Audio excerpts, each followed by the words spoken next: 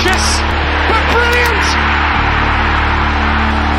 I don't believe it! I swear I do not believe it! And they are back on terms!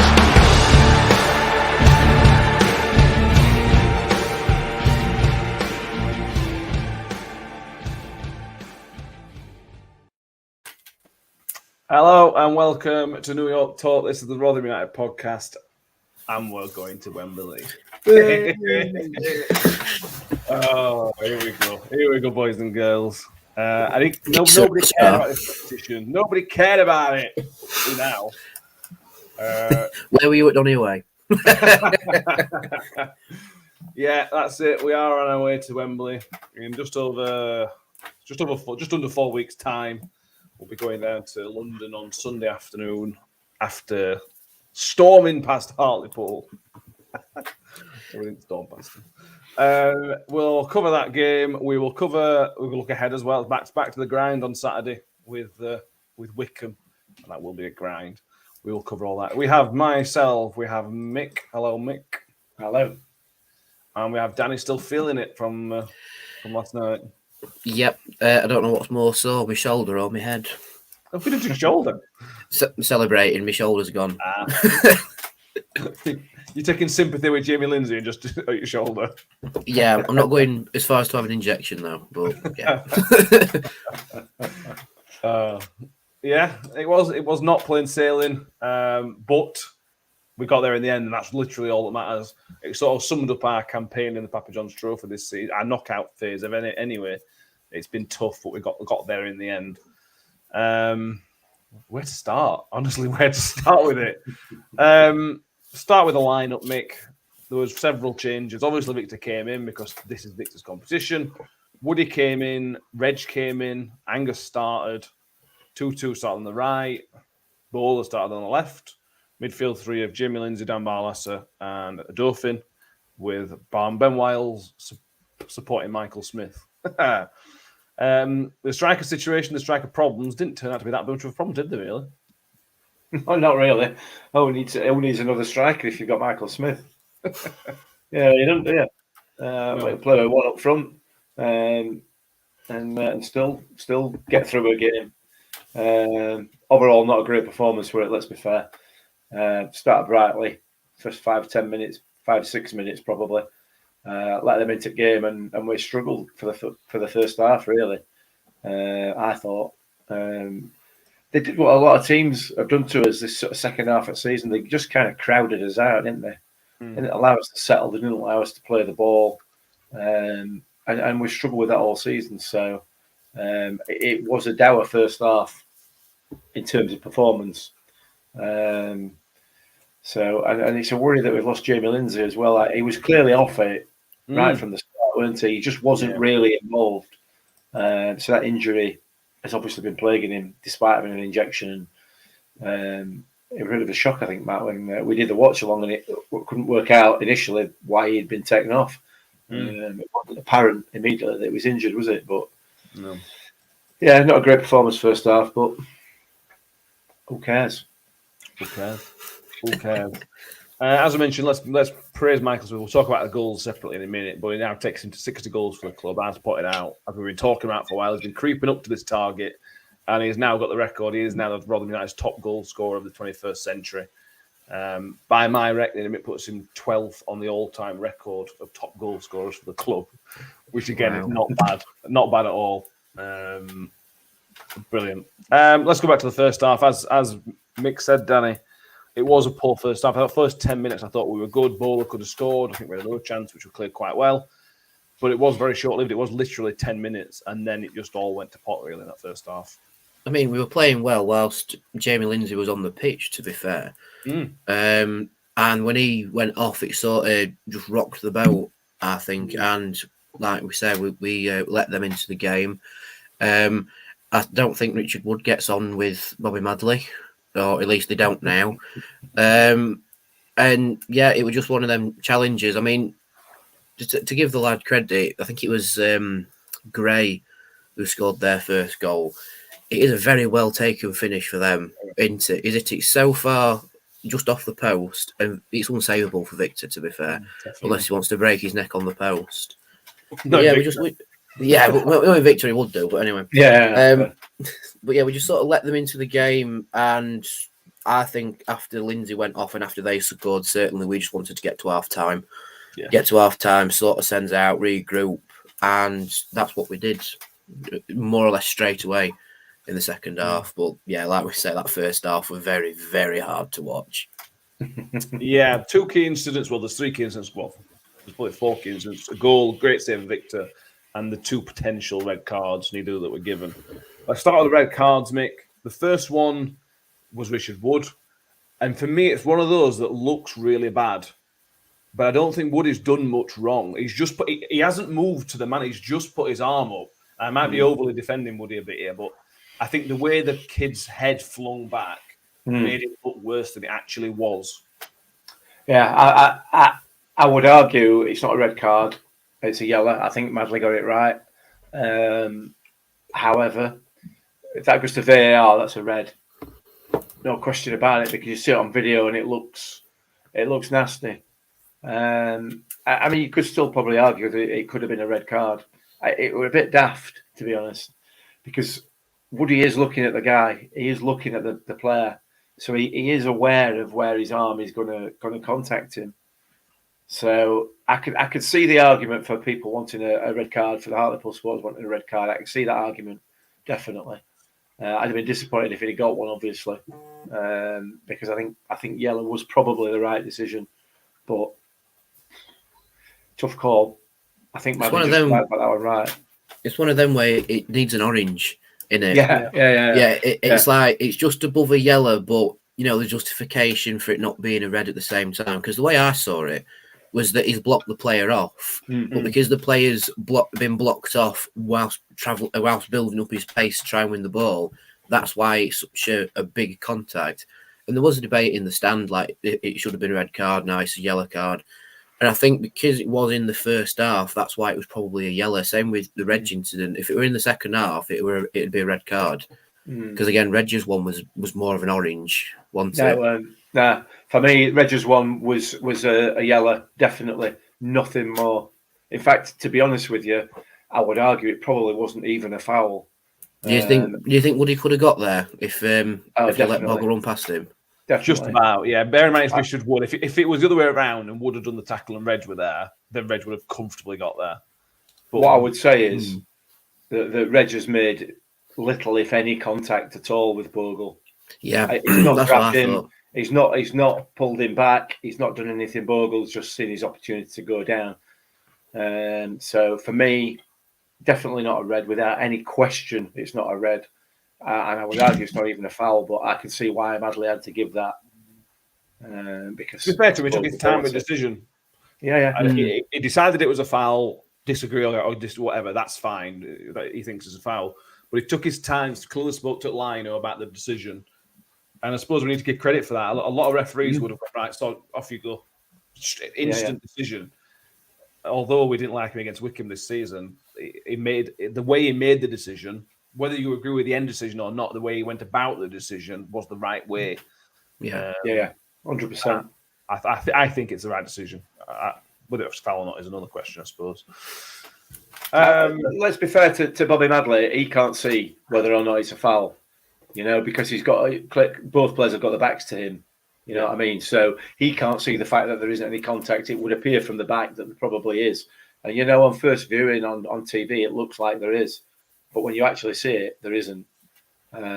So he's made 2 right decisions, really. I think the 2 key ones there, definitely. Yeah, well, another key one. We'll come on to this. Philip Hawes is with us from New Zealand. Thank you for joining us. Scott Grundy, who's off to Wembley. Carl Briggs, we're going to Wembley. Steve Cooper's with us. Powmad UK is back with us as well. Brooke Simcox is also with us. And we've got loads of comments. We'll go through as many as we can throughout the night. The next big incident was I've got these in wrong order probably, but the first goal, Danny. Initially, and I assume you were the same because you were behind goal, 100% convinced it were offside. It looked a mile off. It looked comfortably offside. And then you go, oh. yeah. Just going back to our friend in New Zealand who actually got COVID in bed. I hope everything, Philip Hawes, I hope everything is all right with you, mate. I understand COVID's a bit harsh in New Zealand at the minute in terms of restrictions, but I hope you're all right. But yeah, with the first goal, it's one of them where you see their 3 players offside, and your brain immediately thinks it's one of them 3. It has to be given offside. It has to be. But then I've watched it back on the replays, and it's like he's kept onside. The wee beggar. He's just kept himself onside. But if you look at Hartlepool's second attempt at goal, which Victor saved incredibly, it's the exact same routine, but on the other side of the pitch. There's few players stood in offside position, so rather than think they're holding the high line, but then there's the one player who keeps onside that goes zip and gets there and gets the chance at goal. So it's clever tactics from Hartlepool, to give them credit with that one. It angered a lot of people in the stand, to be honest, that he wasn't given offside, but I think now everyone's watched it back and go, like I say, oh yeah, he's onside. Damn. It's interesting. Go on, Matt. I think it's a great call for Lino. Mick's going to say it is offside for one reason, but I think it's the right decision. And again, we've got to give credit. I think that's a brilliant call from Lino to spot that he was onside when there were so many people offside. It's interesting because I had a chat today with somebody, with 2 lads at work, a Chesterfield fan and a Leeds fan. Both of them will watch the game last night, and both of them were absolutely convinced that was offside. Not because of the player who scored the goal, but because the 3 players were active and interfering with play. And there is a strong argument that that's the case. You know, those 3 players have moved into an offside position. That has therefore prevented the defenders going for the ball because they know that they're in an offside position. Smithy's not gone with his man. He's lost his man, and his man scored. He's not gone with his man because there's 3 players in an offside position when the ball comes in. So, I mean, you could argue that and I don't blame the Lino. The Lino's got it bang on right, absolutely bang on right. It's the interpretation of the rules that these people are having to put into practice that's the issue. You know what I mean? Is he active, inactive? You cannot make that decision in that split second as a linesman, as a referee, as an official. You can't make that decision. You just don't know. So why give them the option to do that? Why is that even part of the rules? This is why people get so frustrated with officials interpreting the rules, because they are open to interpretation and they shouldn't be. If you're offside, you're offside. Didn't we have something similar in the Carabao Cup final where I think one of Liverpool's players was in an offside position and they said, it was interfering with play and they didn't give the goal. Yeah. Again, it's all down to interpretation, isn't it? And that's exactly my point, Danny. It shouldn't be. But the people who make the decisions as to how the rules are going to be applied, they seem to want to make it woolly, and that's why referees and linesmen get so much abuse. You know, they're putting themselves into a position. Well, it's part of it. It is part of it. And another part of it is incompetence. Another part of it is stupid football fans as well. You know, so there is a whole package. But when it comes to decisions like this, the linesmen and referees have been put in impossible positions by the people who make the rules or make the interpretation of the rules. 3 players are offside. They're in offside positions. They're offside. End of. I mean, yeah. So, but you straight away by saying that they're in an offside position, you're muddying the waters, aren't you? You're making it more difficult to interpret. Well, exactly. Being offside position and being offside. Anyway. You're right. I see what you're saying. I see what you're saying. Steve Gundy agrees with you. 3 players offside and how they're not interfering astounds him. Jerry and Lee, I thought the players were interfering too, as they were deliberately offside, which also distracts the goalkeeper, she says. Yeah. I see what everybody's saying, but I think they've found a loophole in the law, and I think hats off to Hartlepool for figuring it out. I wouldn't surprise me to see us use that tactic going forward, because it's a different type of free kick, and we're always looking at different type of free kicks, aren't we? To be fair. Yeah, knowing how it began offside, though, wouldn't it? Oh, obviously. Oh, yeah. They've not found a loophole, Matt. The loophole's been deliberately put there for people to exploit, hasn't it? But nobody else, I've never seen that before. I've never seen that tactic purposely running offside to distract everyone. I've never seen that before. I thought it was really clever. It's clever. But if you're doing that, purposely running offside to distract the opponent, then you're interfering with play. You're active, therefore offside. But you're not going for the ball. Oh, You're not anyway. This could go on. We could literally talk about this all night. You're not going to. But you shouldn't have to, should you? And that's my point. No, that's true. If you're offside, you're offside. Make Go. it easy. We all understand it then, and we don't argue about it, do we? Move on. We're going to Wembley, Mick. Move on. I'm playing devil's advocate. I'm quite enjoying myself and all. The fourth big incident of the half, or fifth, I can't even remember anymore, was the Victor save from Molineux. And Danny, what an unbelievable save that was. That fingertip save, and he's just got enough on it. That brilliant save. He's seen what's happened for the first goal, and it's effectively a carbon copy, but he's gone across him instead of to his near post. And Victor's got just enough on it, and it's just gone round the post. The one thing that puzzled me was why Omar Bogle was giving the lad who's had a go at goal a bit of stick. It's like, mate, he's nearly scored for your team just because he didn't pass it to you. You know what I mean? But anyway, former Donny Flair, what do you expect? But yeah, Victor set up. I think Victor got a bit of criticism because, you know, he had conceded 2 goals. But for that save in the first half, that's kept us in the game at 1-0. 100%. And probably change the team talk half time to be more of an encouragement rather than a throwing shoes at people, shall we say?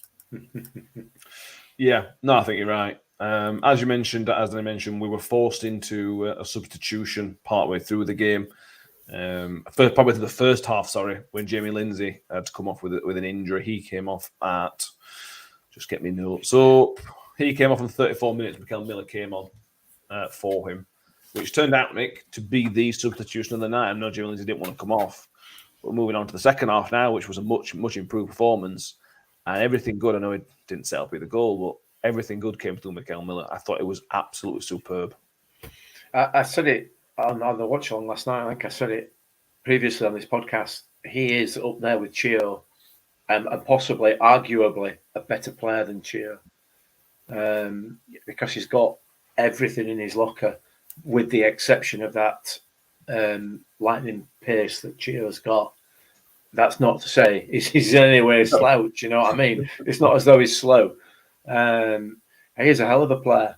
He's an absolute hell of a player. The issue is, again, as we discussed last night, was the injury situation with him, you know, and whether he's going to be able to stay fit. But yeah, I mean, he was massively important last night, as was some of the other substitutes as well, and some of the other players who came into the game after that.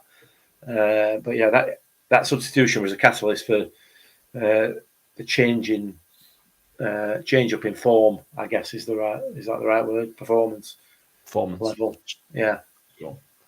Yeah, it were 100%. It forced a slight change in position because Ben Wiles originally started as a second striker, number 10, and then obviously Mikel Miller came in and essentially played at that position.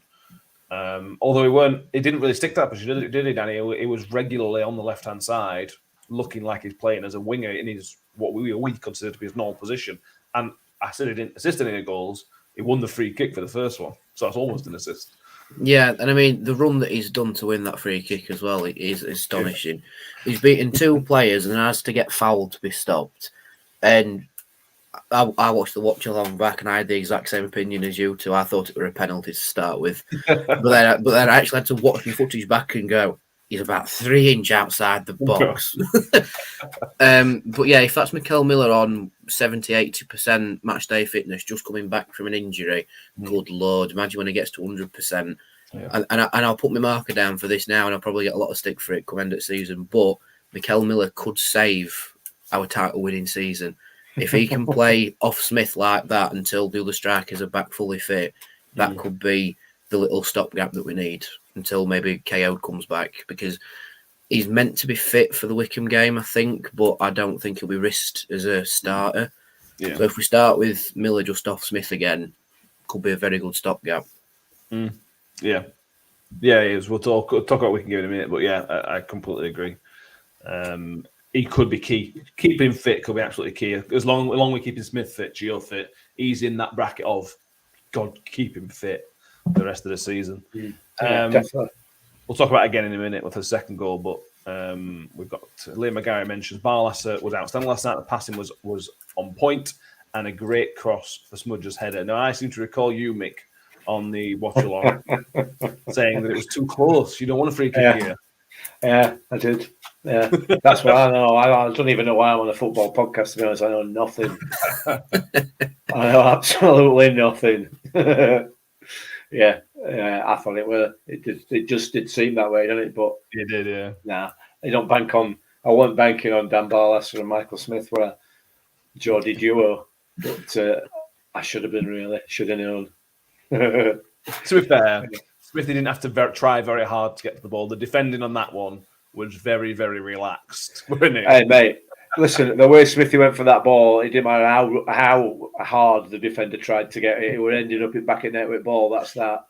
You know, it was a fantastic header from Smith. He was winning that ball come what may. So yeah, and then came the sucker punch because after we got that goal for a couple of minutes, we were looking good, and then literally 5 minutes later, Luke Molineux. Oh, I suppose we should stop here and have a minute, Danny, because I thought Luke Molineux was brilliant for them all night. I thought he caused us problems all night. And credit to Hartlepool overall, they caused us lots of problems. Atmosphere were very, very good. But I thought Luke Molineux was the pick of their players. I thought he were really good and deserved his goal. Yeah, he were a danger all night, to be fair, other than taking his penalty.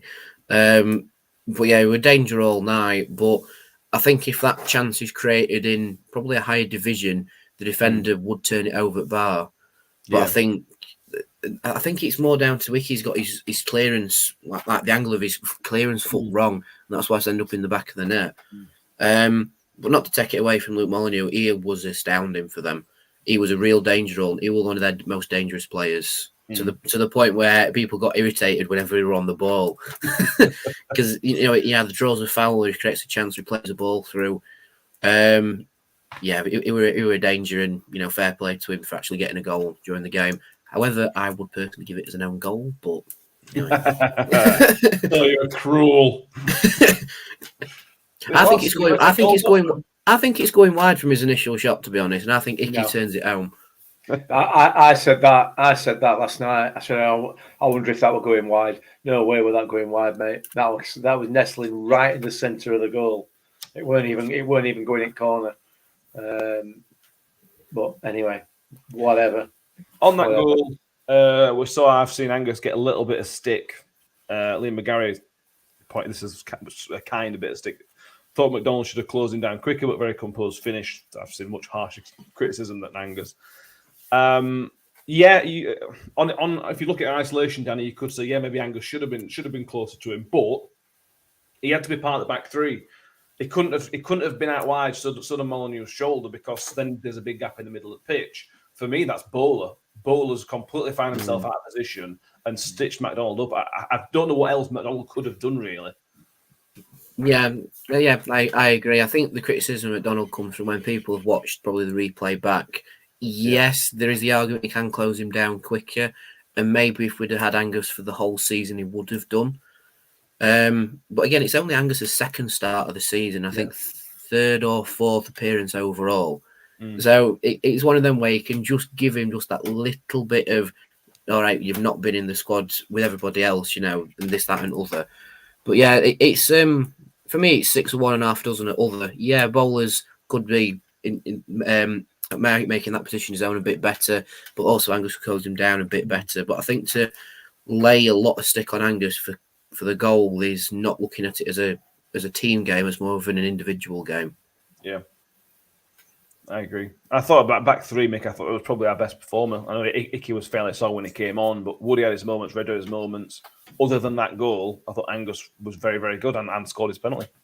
Yeah, I thought it was a really good game. Solid as a rock. I'm a big fan of Teleji Bowler, as you know, and I'll praise him to the hill. But for me, that was down to him. He was just out of position, and not only was he out of position, with the way the ball was being played on the opposite side of the pitch, he had bags and bags of time to get back and get himself back into into shape, and he didn't do it. So, you live and learn, don't you? And the lad is young and he's learning his trade.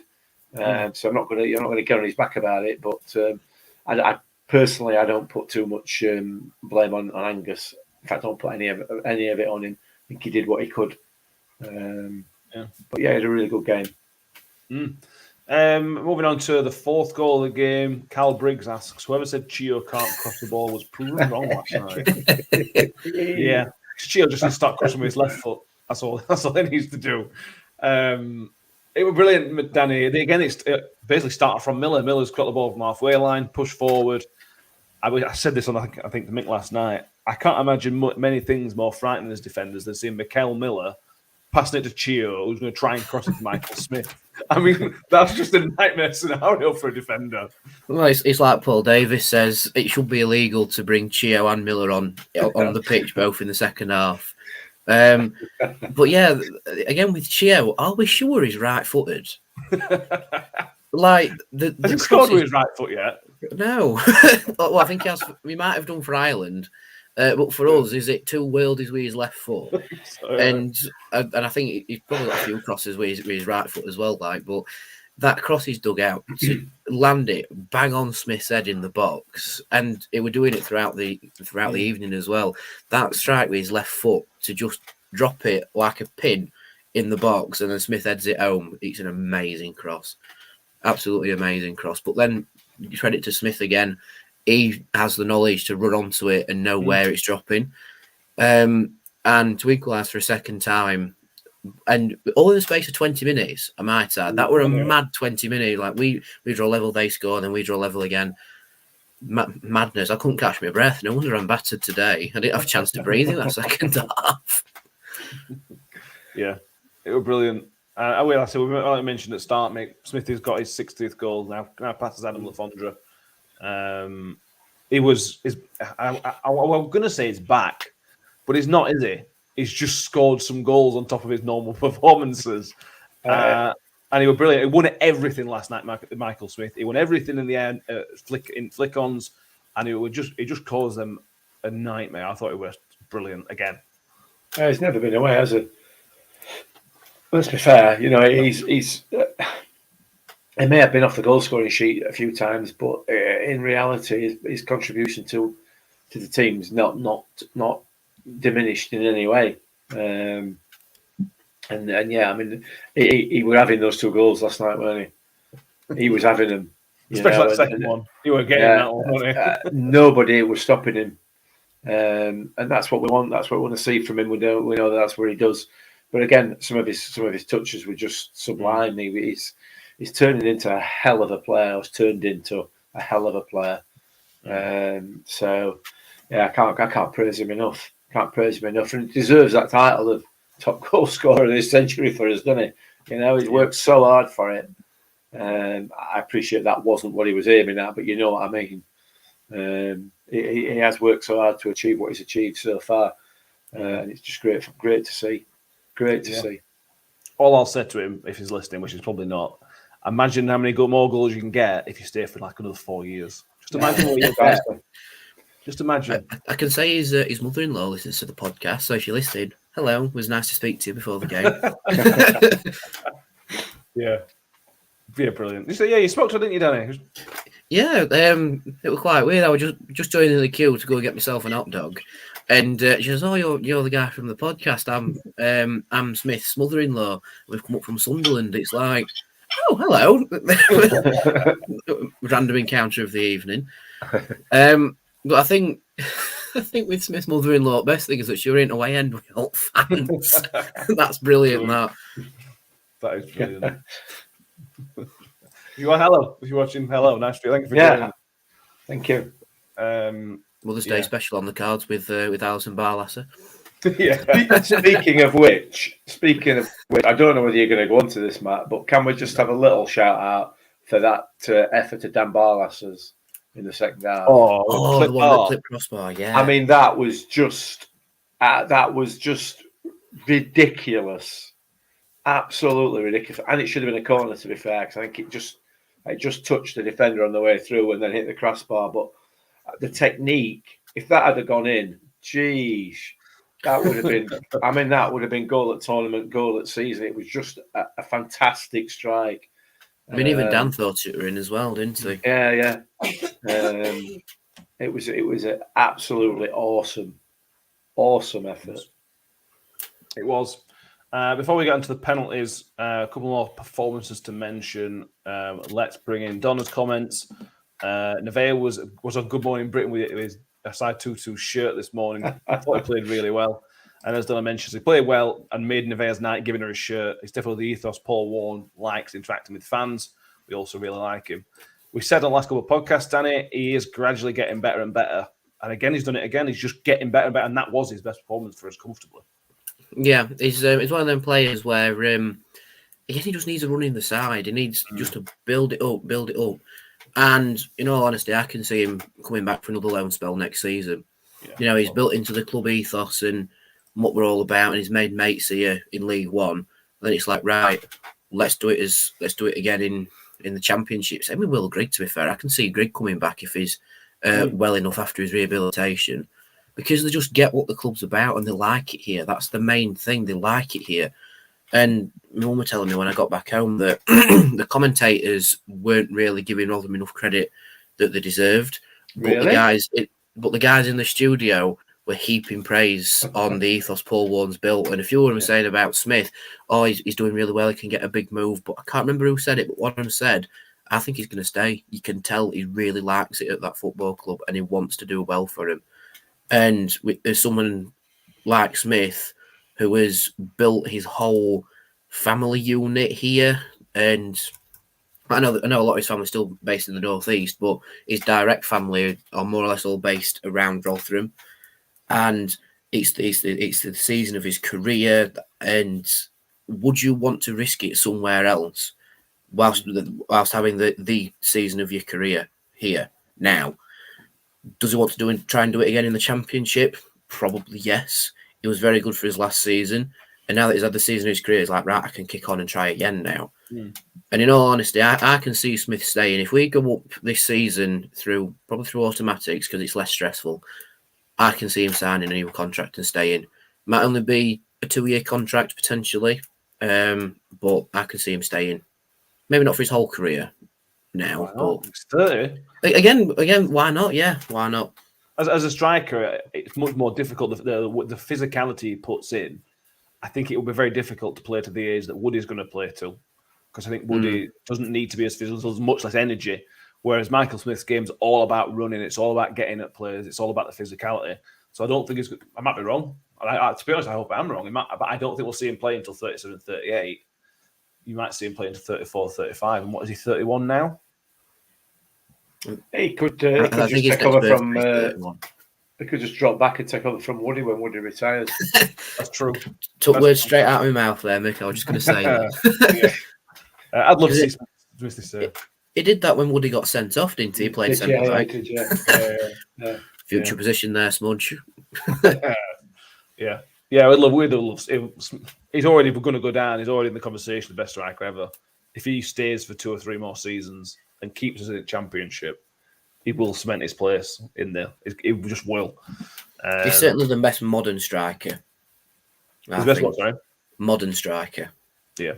Because the striking position's changed so much from like the days of Gladstone, Guest, and all of them. So I'd say he's the best modern striker. Yeah. He's best all-round striker. Yeah. Alfie's the best goal scorer we'll probably ever have. But Smith's got a bit more to his game, well, a lot more to his game than Alfie ever had. But I imagine them together. I put it on Twitter earlier. Imagine Smith and Alfie together. It'd just be disgusting, wouldn't it? Hey, listen, Alfie's a friend at podcast. He's been on it. If he's listening, Alfie, there's a place for you to finish your career, mate. Yeah. Bit colder over here than Australia, but nevertheless, you never know. We might speak to Alfie again at some point. You just never know. Nice. Yeah, maybe. Joanne Simpson mentions back to 2-2. He just needs to get better at tracking back, and then he'll be the full package. Yeah, I think that's it. Him and Bolo are very similar. Ironically, both come from Arsenal. But yeah, I agree with both of those. Then we go to penalties again. 4th time this season, 3 times in the Papa John's. the moral of the story is, if we're going to go to penalty shootout, make sure Victor's in there. 100% record in his career so far, obviously, his professional career with the penalty shootout.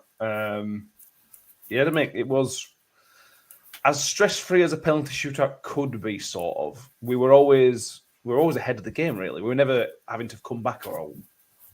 No, we looked reasonably comfortable, didn't we, to be fair? We didn't realistically look in much danger. I know Ben Wilds' penalty got saved, but that was a good save from keeper. It was in the corner. He just managed to get to it, get a strong hand on it. So there's no criticism from me of Ben Wilds. I know some people on social media, but I've seen a couple of daft comments, especially a couple of fishing comments, I imagine. But yeah, I mean, other than that, I don't think they were really in any danger, were we? The penalties were excellent from everybody. There should be a fourth one at season. The experts, yeah, precisely. A little shout out for the Hartlepool lad whose penalty who missed. Still travelling. I mean, to be fair, it looked initially from the angle on TV that it went absolutely miles away. I think you said to me on the watch along, Matt, to look out that window to see if it landed in our garden. But when you actually saw it from behind the goal, it was quite close. It was quite close, almost skimming the post, I think. But I feel a bit for him. But a young lad, and it's a learning curve for him, isn't it? So, but Victor's done really well, hasn't he? And Miller, just to top his performance off, as cool as you like. Were brilliant. They were all good, actually, other than Wilder, which missed, it still wasn't a terrible penalty. It was still in the corner, but just wasn't as good as the rest. Barlaser did this typical, I'm going to smash this as hard as I can. Worked again. Yeah. Who else? Angus scored. I think the quote from Angus to Paul Davis after the game was, after what I've been through, I thought, what's the worst could happen, or something like that. Brutal to the point, I like it. Yeah, and another excellent penalty. And like I said, Mikel Miller with the deciding one. Jamie, I think Victor deserves a start at Wembley. He has owned this tournament. We'll come on to that. I suppose we'll come on to that nearer the time, but I would hope that Victor's going to be there. Danny, you were one of the three of us that were there last night. It was a stressful penalty shoot. Maybe it was more stressful for you being there than us watching on telly. You have no idea how stressed I was when it was going to penalties. I actually felt physically sick. I have never felt physically sick at a football game, but I turned to my mate and says, right, if we miss one of these penalties, I'm going over that railing and I'm being ill. That's how bad it was. But with Victor, it was so close to saving the first penalty as well. Yeah. And they always say that the team that scores the first penalty is most likely to win the shootout. But if you've just snuck in your first penalty, that little edge of doubt of, he's good, him, isn't he? Mm-hmm. It's not a comfortable penalty. We're a sneaking penalty. And on the vlog as well, I correctly guessed Victor's save for their goal as well, by the way. I was like, come on, Victor, save it, which is exactly what I did for the Cambridge game, and he saved it. I guessed it right way as well. I was really impressed with myself. And then, with Wales' penalty, there is an argument to say, it is a poor penalty, but Wales' walk up to the penalty spot, he looks shattered. Yeah. He has run himself into the ground again for this football club, and I think he didn't want penalties, but also he's started the game in a position that is very demanding if you're on your own just behind the striker, but then he's dropped into midfield as well, which is also a very physically demanding position. Then you've got to have the mentality to walk 50 yards and take a penalty. And it's nothing about his psyched Wiles out or anything. He's just hit it, keeper's guess right, and it's like, oh well. Yeah. But their player who's missed, like you say, it were a lot closer than people think. I said on the vlog that he's done a Kepa, mainly because it went over the crossbar. But if that just sneaks in that top corner, it's one of the best penalties during the whole tape. And then Mikel Miller, the Miller for the Millers, just coolly slots it in, sends it all to Wembley, sends me ballistic. Someone nearly breaks my shoulder. And we're all just sat in astonishment on the bus like, wow, it's actually happened. The only feeling I can sort of describe it as is when we played Solihull, and we've fought back from a game where we weren't the best at all. It's a similar feeling to that, But because it means so much more that now we're going to Wembley because we fought back and effectively won it right at the death through a penalty shootout. I think that's why I think it was 657 of us who travelled, is probably made up in bed still like, wow, what's just happened? Because everyone who's messaged me has gone, I'm absolutely shattered today. I can't, my legs hurt, my knees hurt, my shoulder hurts. I don't want to go to work, this, that and other. And it's like, yeah, I can understand why. Yeah. They're the moments, football. That's what football's all about. Yeah. Jamie was sat 3 rows down from you, Danny, and yes, you were very emotional. Yeah. They were brilliant. We're there, and there's not much else to say, really. If we'd have lost, we'd have been gutted, but we'd have got over it. But now we get to enjoy. We need to get that of MS at the start. We get to go down to Wembley for that. It's a World Cup year, so we had to get to Wembley. It's the rules, and we don't want to go in playoffs. So, yeah. Yeah. Lingard sums up pretty well. Well deserved, very entertaining game. Not our best, but got the results we needed. Yeah. For a neutral, it were a cracking game. Yes. Because it was chaos. That's why. It was just madness. Yeah. I can't wait for Wembley. Honestly, it's just going to be great. I'm taking my 6-year-old to her first trip to Wembley. We get to have a trip to Wembley together. It's just going to be amazing, isn't it? Even if it go our way, it's going to be amazing to go to Wembley. It's a good day out, isn't it? It's a good day out. Becoming a bit boring now, to be honest with you. We need to go when there's something really important at stake, like a place in Promised Land. But it's a great day, isn't it? It's a great day out. So much as I've criticised this competition, and I'll continue to do so because of the issues that are with it. It's nevertheless for me, being the shallow git that I am. It's a day out at Wembley and a chance to win a lot of money for our club. So principles have gone now. Particularly bearing in mind we've not got any Premier League dross left in it, have we? No. Because it's been proved throughout the course of this tournament and the last time as well that they're not good enough. They might think they are, but they ain't good enough. So good. Let's have a good day out. Let's enjoy. I'm sure we will. I think the ironic thing is that they took out the regional fixtures, and we've still got a North v South final. Competition that historically is a North v South competition. Yeah. So it just proves that all these little tweaks that they're making to it are pointless. I have spoken to Ben actually, and obviously because he's down there, he's saying that everybody's welcome round it is before a game as well. So after party at Ben's. Yeah, a party at Ben's, just if anybody wants to know, send me a message and I'll text your address and a time to be there. Do you imagine that 14,000 people rock up at Ben's house for an after party? Yeah. So there we are, Sunday the 3rd of April at Wembley Stadium. We've got kick-off time. I haven't seen the kick-off time yet. 3 o'clock according to the live score. Oh, that could change. That's good. Don London, and this was the same with a lot of people. We know it was first time going, same for many junior millers. How amazing for young fans starting their Rotherham United fan journey. Yeah, as I said, my 6-year-old's going. This is her first season watching Rotherham United, and she gets to go to Wembley. I mean, that's just amazing for her and other people. It's just brilliant. Is this your second visit to Wembley, Danny, or third? It's my second watching Rotherham, third overall. But we've got an entire generation now, Rotherham fans, who've never seen Rotherham in a cup final at Wembley.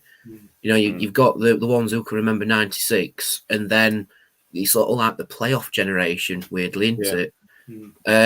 But now we're in a cup competition again at Wembley, and it's great. It just goes to show how far our club's come, not only under Tony Stewart's tenure, but also under Paul Warne's tenure, because we've gone from being the team that's won the playoffs and then gone up automatics through COVID to now being in a standalone cup competition, but also having the potential of doing the double.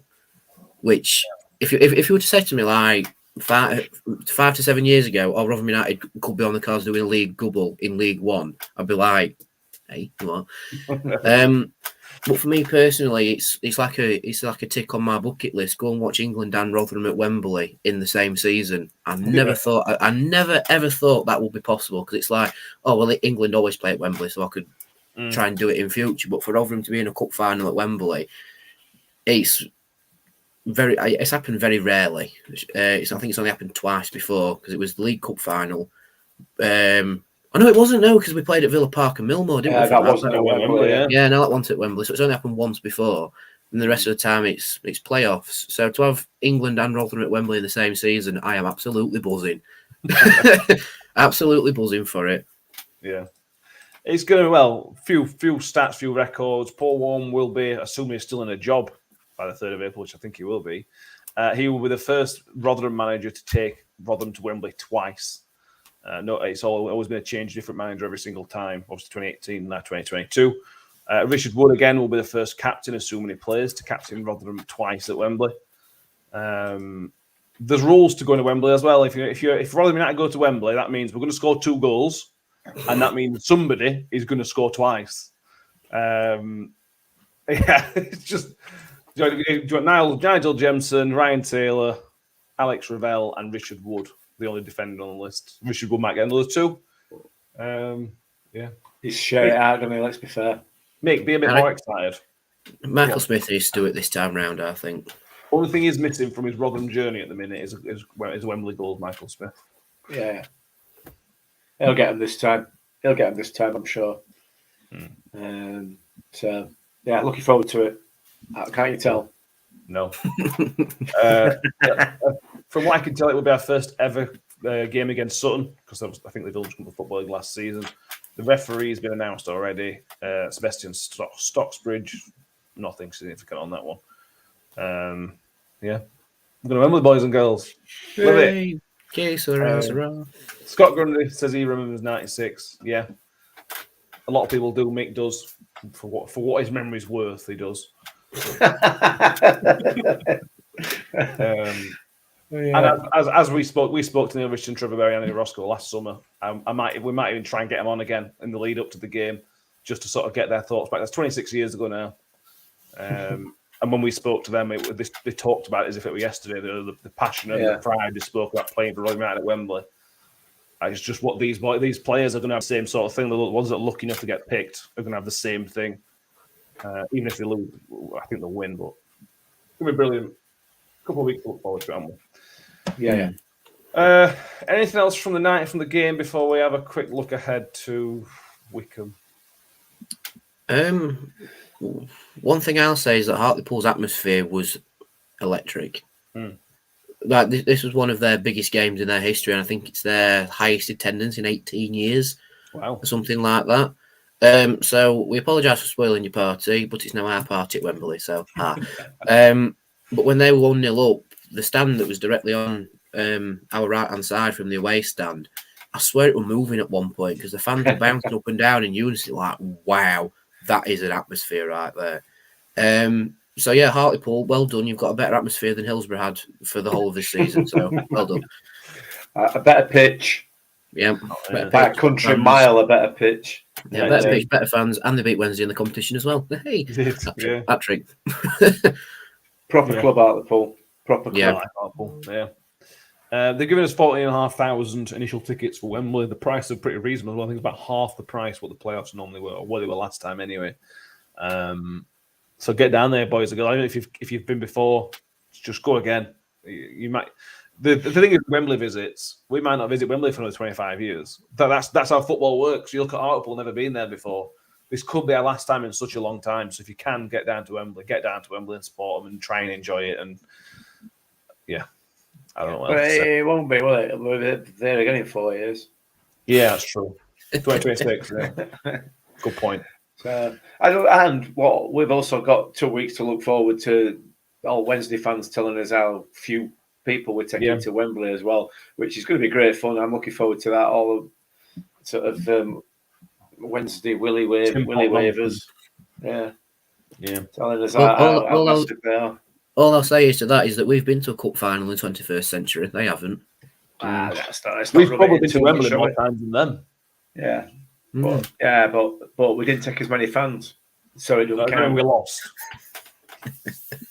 Automatic defeat, is it? Yeah. I think Rotherham are the first South Yorkshire side to appear at Old and New Wembley in the same cup competition. You love a little stat like that, Danny, don't you? Yeah, I love it. Yeah. Which basically means we are the best club in South Yorkshire now, technically. Yeah. Yeah, with that, you could probably extend that to Yorkshire, Danny. Yeah. Because Leeds have only been to a playoff final, and Huddersfield have only been to a playoff final. So yeah, probably extend it to them. So yeah, best team in Yorkshire, best team in North England. Sorry. Yeah. Not the biggest, but the best. Exactly. Right, so let's have a big bring that back down to earth, because now we've got to put up with playing Wycombe on Saturday. So as much as Saturday was an enjoyable, chaotic game, you were lucky to get 36 minutes of football on Saturday. So, yay! Curiously, this podcast's gone on 25 minutes longer than the actual ball's going to be in play on Saturday. So I don't know how we're going to be able to get a review podcast out that's going to last an hour based on 20 minutes worth of football. We did it last time. I suppose we did, didn't we? Yeah. Most of it were me moaning, though, weren't it? So Yeah. I mean, what I could do is I could buy a cheese board and we could do a cheese review afterwards. Yeah, The whole day we'll do a cheese review. Yeah. More interesting to talk about cheese than that football game against Wycombe, to be honest. Yeah. Gone from ecstasy to frustration in the matter of a week. Excellent. Yeah. Let's go through some stats of the Wycombe game. The last time we played them at their place was the first day of last season, which was the 1-0 win. First league game in lockdown. The last two times we have won at Wycombe have both been 1-0. That was last season, I think 99 or 2000, sometime around then. Wycombe have, surprisingly, and I was really surprised at this, the joint worst defensive record in the top 10. Now, in my head, I used to assume they were quite good defensively because they just don't let the ball be in play. So I assume that would make you good at being defensive. Apparently not. Also, I suppose we watched a lot of that 5-5 game against Cheltenham, and if that Wycombe turns up, it's going to be a great game. I don't think that will turn up, but who knows? Yeah, we'll see, won't we? I'm holding no hope out for any quality, to be honest with you. I hope that we've turned a corner in terms of our sort of form, and we can pick our game up. And if we can, while we can keep the ball on the pitch, then we'll be able to take the game to Wycombe and hopefully put them under some pressure. But I know it's getting kind of a bit like a broken record, isn't it? You know, every time we play Wycombe, we bang on about how garbage they are and anti-football and all this nonsense. Listen, I know the counter argument, and I've heard the counter argument a million times about, it's effective and everything else. Well, it is, but from a football supporter's point of view, it's probably the game that I least look forward to, and I've done for the last 3 or 4 seasons that we've played them. It's horrible. It's horrible. I just hope we can get down there and get a win. It would be great to get down there, come away with 3 points, another icky goal on 86 minutes to seal it up. Will do me fine. I'll be happy with that. Let's, stripy jumper, mask, back up M1 and let's go. We can move on then, can't we, and get this out of the way, because I've been dreading this for weeks, this game. You watch it. It's going to be 4 apiece and scintillating end-to-end football, for 95 minutes. But if you believe that, you believe out. Yeah, the key thing with a game like this, Danny, is get an early goal for us and for Wycombe. To be fair, for both teams, if they get an early goal, they'll shut up shop. If we get an early goal, it's going to force them out a little bit. So if there is an early goal, the game's going to change either way. Yeah, I think our main tactic should be to stand up to Wycombe and stop them getting the early goal, because when they played us, I can't remember what season it was, but they got an early goal and then just sat on it for the whole game. We can't let them do that, because Wycombe are the hold-up merchants in terms of time. So if they get an early goal and they'll just sit on it, and then it's like trying to punch your way through a brick wall, it just won't happen. But if we stand up to them, do our usual thing of not conceding in the first half away from home, it could play into our favour a little bit. I'm hoping we don't score in the 86th minute, because I measured my blood pressure after last night and it's dangerous. So a goal around 60 minutes would do me nicely. We're just looking at the numbers. Wycombe are the 10th best home side this season. They've won 34 points, scored 33, conceded 26, won 10, drawn 4, lost 4. And in terms of points won, we are the second best away side. And I'll keep coming back to this. We've only conceded 5 goals in the league away from home all season. So we are technically, on paper, the best away side in Football League history. I've said that, we'll concede 3 now.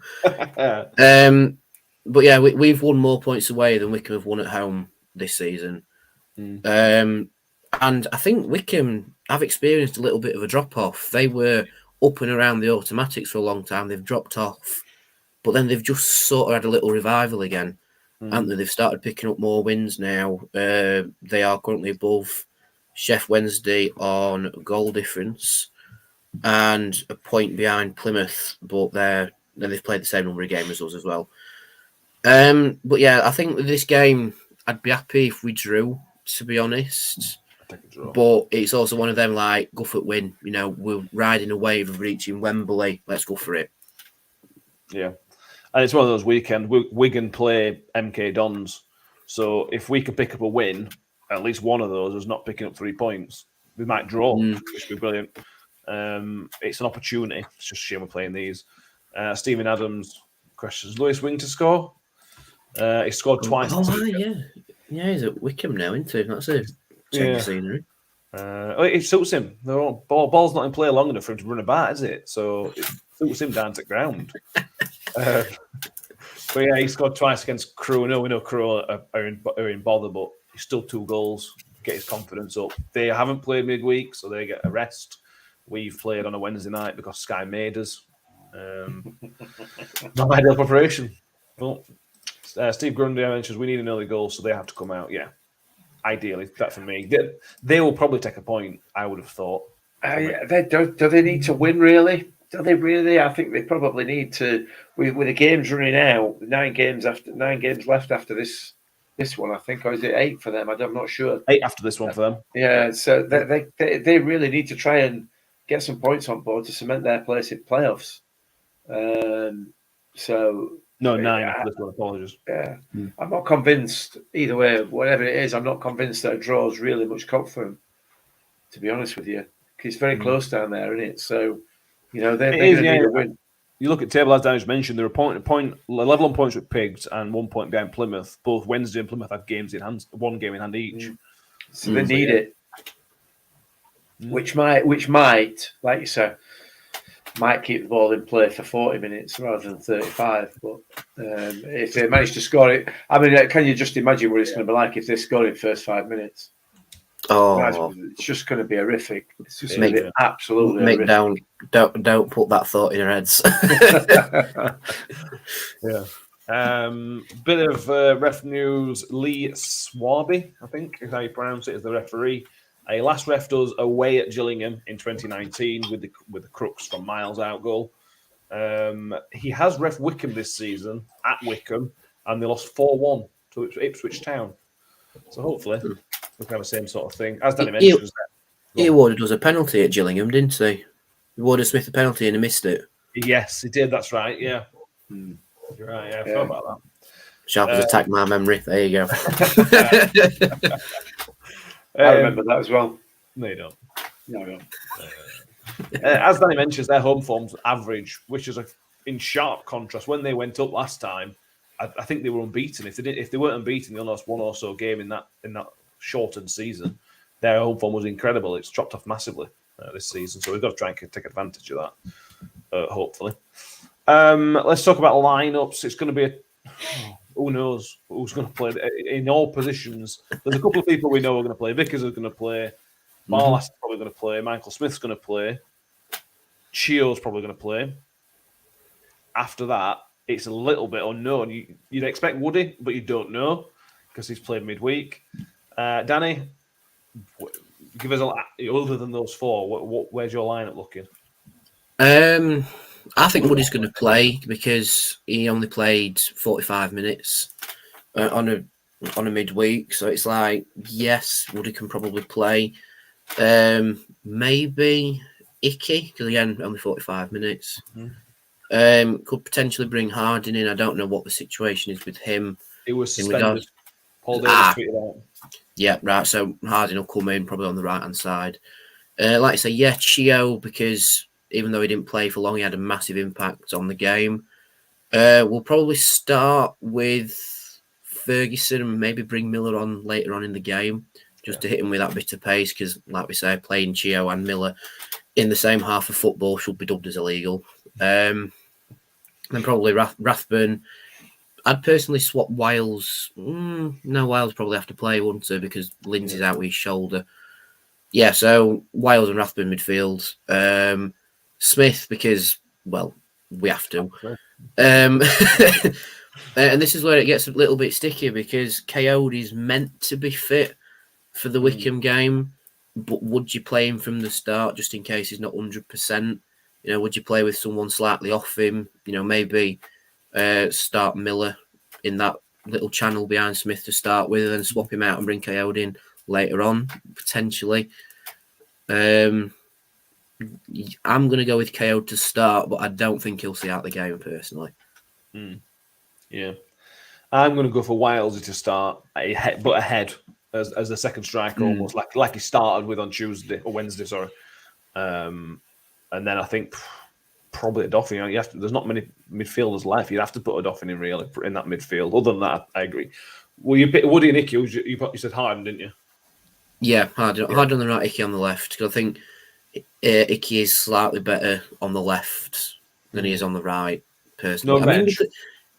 Maybe, but he had his moments on Tuesday, on Wednesday, didn't he? Yeah, but then again, you can rectify that by saying, you know, in the short training time we've got between Wednesday and now going down to Wycombe, they could say, stop doing silly things. That back pass. Yeah. Mind you, though, one of his shots at goal, I say it were a shot, it was more of a punt it into the box and see what happens. It only just dropped behind the crossbar. True. Only just, but yeah, Reggie's definitely a backup option, I think. Even Angus is as well. If Icky's struggling on left-hand side, bring Angus into it. And it's a very stark parallel to only a few months ago when we were saying, we've got a defender crisis, you know, why did we let Tilt go, this, that and other. Now we've more or less got the full contingent of the back players back. And now it's the strikers that are a bit iffy, but Coyote should be okay. Kelly's back in about 3 or 4 weeks, I think. I think Freddie might just miss Wembley, which is a shame. But Freddie's there for the big run-in at the end of April, which could decide first or second, I think. So Freddie could be back at a very crucial time, but he's just not back at the minute when we need him to score goals. But anyway, as long as we score more than the opposition, that's the important thing. Correct. Yeah, I expect Georgia Kelly to be back probably for the Cup. For the Cup final. Mick, any advantages on those 11s? Oh, yeah, definitely. I thought you thought my internet had frozen. I'd be having Vickers in goal. I think the back three that started last night would start for me. I'd start Miller on the left. I'd start Harding on the right. The proper midfield, the best midfield in division in middle, the three of them, and I'd play Chio probably just in behind Smithy. I think JJ's just had some fluid drained from his knee. We're on Thursday now. I don't know when that happened. I think it was Monday or Tuesday this week that he's had that done. Whether he's going to be fit enough to start, it's up for debate. I would argue. We know that Chio is. Let's go for it. We need to go for it. So that would be where I would go. I mean, for me, you know, that back three of Reg, Woody, and McDonald is a dream back three. Yeah. I mean, it is absolutely a mix of absolutely everything you need. You know, in terms of experience, in terms of pace, in terms of just ability, just downright ability in that defence, you know, and ability to read games. So, yeah, that'd be me, definitely. Keep it strong. Let's go for it. We need to get in Wycomb's face, don't we? To try. We need to upset Gareth. Poor Gareth. What we do, don't we? It might make him wash his hair. I do. I mean, I won't bet on that. For the longest time with Gareth Ainsworth, I always described him as he looks like he should be in a rock band. And when I found out he was in a rock band, it's like, ow. I was just like, wow. Just get my hand on the table. Ow, that's another injury. Can't miss that morning, I'm injured. It looks like a man who keeps telling his girlfriend that he still believes his band's going to make it. Yeah. It just does. It's just the leather jacket and them shoes and the hair and whatever. He is a very good football manager, though. To give him his due, he is a very good football manager. He knows his tactic and he sticks to it, and he does it very effectively. I think he's pragmatic. Pony, mate. I don't think either. I think he's pragmatic. If they had a budget, it could do something different. With the budget that Wycombe have, they don't really have an option. To bring Lewis Wing in for them is a brilliant signing because that's a step up in class to what they have. It must be because he's. Hang on a minute. They're owned by a rich American owner who wants to do this, he wants to do that, he wants to do the other. Are you telling me that their budget is lower than ours? Are you telling me that their wage budget is lower than? Well, I'm sorry. There is no excuse then, is there? Okay. There is no excuse. You know, I'm sorry. I'm not buying it. I want to sit here and be balanced and nice and, you know, and say, you know, no, I do. I desperately do, but I just can't do it. The evidence of the last 2 or 3 years of doing this do not back your statement up. I know, but what's going off up here is be balanced, be nice, don't be nasty to people. But then people make it so easy, don't they? It's I'm like looking forward to next season when we get promoted and Everton and Leeds get relegated and you start racking two of them fan bases. It's going to be great, isn't it? It's going to be absolutely great. Yeah. Opposition fans don't seem rattled too much by you this season. No, I know, but we're League One, aren't we? And supporters in this division are realistic, they're pragmatic, they don't have delusions of grandeur, with the exception of the odd one or two fan bases who seem to buy it every time somebody says something, don't they? So at least 3 or 4 do. Well, yeah, exactly. Sunderland, Wednesday. Maybe Portsmouth occasionally. Portsmouth, yeah. Yeah, but you've hit the nail on the head there, haven't you? All those clubs are massive. They're all huge. So, but clubs like us, you know, we just get on with it. We laugh at each other. We laugh with each other. We just have a crack, don't we? You know, and you know they can't take it. Some of these big boys, so it's going to be good fun. Never forget National Wednesday fans just by pointing out our recent form compared to theirs. It's like, lads, it wasn't a dig, but you've took it as one. What's up with you? Like, we've won more points, yes, but you've lost a game when we haven't. Yeah, but they've got more fans, mate. They've got more fans, so that's that. I don't know why you're arguing. Yeah, is that why they're 8th in table, mate? Don't matter. That'll count. That's not important. More fans, bigger ground, no grass that they can't fill. We need predictions. Hang on, I've closed the book. Hang on. Well, is Donna still doing the sign for the winner if we get it bang on? She did on the last one. She'll have to answer. She'll give us a street sign. I've lost my predictions from last time. Hang on. I said 1-1, so I definitely got it wrong. Did you two get it right? No, I said it was going to be 4-1. I don't think any of us predicted we'd lose 2-1, did we? Are we talking about McDonald's or are we talking about Hartlepool? Oh God, I said 2-2. Yeah, definitely. No, you said you were gone. You were. Oh, that's right. Predictions. No, I did say 2-2 before I went. Yeah, no, you didn't. Danny went 4-1. I went 1-1. I said 1-1 on penalty, so I was nearly there. Will said 2-1, and Dylan went 3-0. So no, I'd have gone for 3-0 if I'm honest. Right, Wycombe. So yeah, Danny, what do we reckon? 1-0 to us. I will say. No, do we be bold or do we go? Do I go standard? Yes, I'll do it. I'll go Barlas to 68th minute. We don't have to give minutes and scores anymore. Oh no, I want my street sign. I'm saying Barlas to 68th minute. Fair enough. I'm going to go 2-0. I'm going to go Smith. I'll go 52nd. Mick? I think it's going to be tight. I've gone big every time recently and been blown out every time. So I'm going to try and trick the gods of fate and tell them that it's going to be tight 1-0. To us. To us, yeah, obviously. Because I have no idea who's going to score Barlasser. Late in game. Late. Yeah. Oh, do you need a minute? 84th minute. Right, thank you. Whatever. You strike me as an interesting comment. You said of the footballing gods. You're the least superstitious man I've ever met. I know, yeah. No, I just couldn't think of what else to say. I'm beginning to lose the will to live now. Well, I'll get ready to end the month. It's because we keep talking about Wycombe, and every time we talk about Wycombe, I start to feel myself falling asleep. Fair enough. Steve Grundy says 2-1. Same as Harvey Kellick. Steve Cooper says 2-0. Cheryl Stone says 2-1. 1-0 from Cal Briggs. And S64 Millet says 2-1 as well.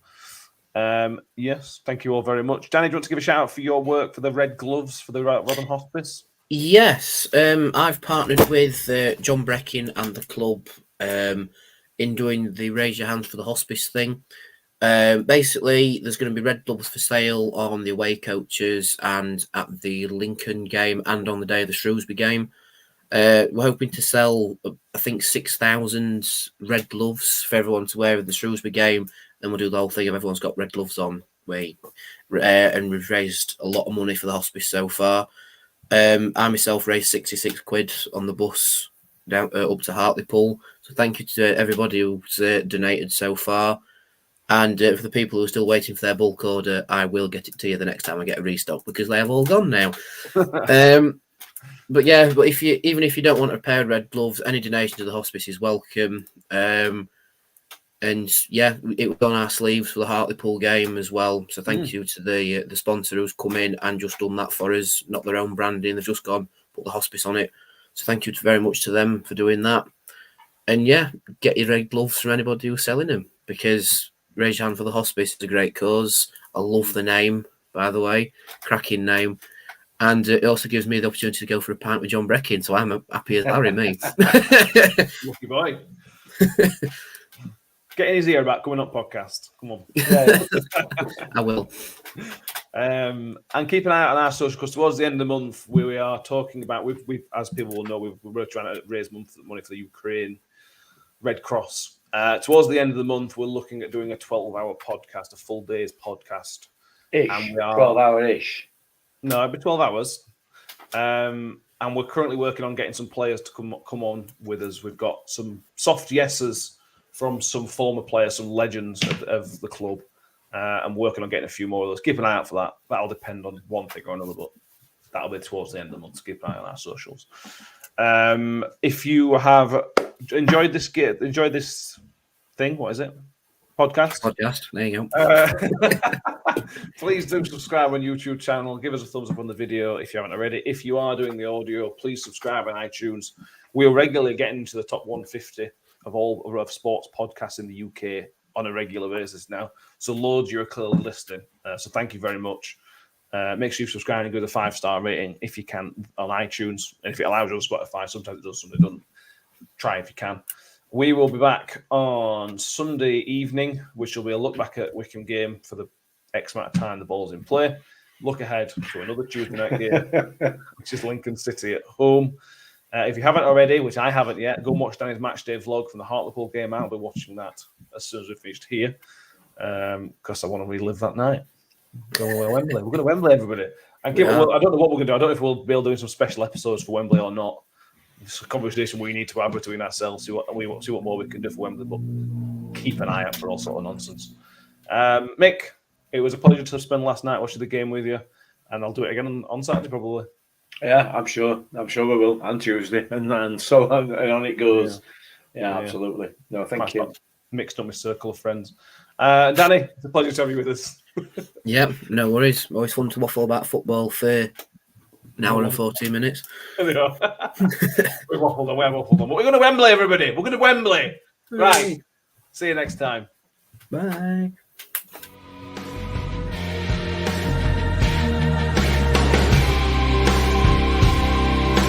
Freddie's on one-on-one. Freddie shoot. Can take a shot. Yeah!